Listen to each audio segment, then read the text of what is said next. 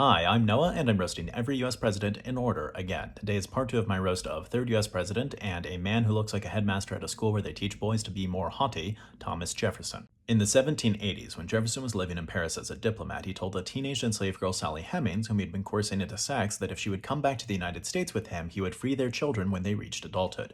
Jefferson said repeatedly that he believed slavery to be evil, which is why his kids should only have to experience it for about 20 years. Jefferson didn't exactly free all of his children with Hemings. 2 of them were freed in his will, but 2 of them he merely allowed to leave the plantation without reporting them as fugitives. You have to understand, for Jefferson, freeing them would have meant that they could never be dragged back into a life of slavery, separated from their family and cruelly abused, but it was also a lot of paperwork. While serving as vice president under John Adams, Jefferson secretly wrote resolutions with his ally James Madison called the Kentucky and Virginia Resolutions, which said that states should be able to jointly declare federal laws unconstitutional, which George Washington said threatened to dissolve the Union. You know, Jefferson might have gone too far when even another slave-holding Virginian is like, whoa, rein it in with the secession bait, buddy. Although Jefferson is famous for the Louisiana Purchase, he never meant to buy that much land from France. He had intended to buy New Orleans and didn't find out that his agents negotiated to buy 20 times as much land until after the fact.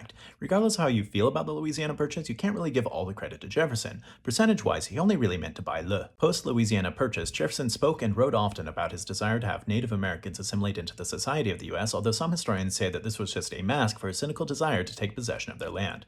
Wow, inviting them into a new society just to materially impoverish them due to the color of their skin? Jefferson really did want them to be a part of the USA. Jefferson died so deeply in debt that his assets had to be auctioned off after his death. I don't understand how such an otherwise brilliant man could be so bad at business. I mean, where does the money go? Obviously, not to childcare or labor. Alright, please consider donating to help the family that I sponsor in Gaza. If you'd like to support me or watch bonus videos, please check out my Then let me know who else to roast, and join me next time when I'll be roasting 4th US President and a man whose hairline is a helpful reminder that his last name starts with M, James Madison.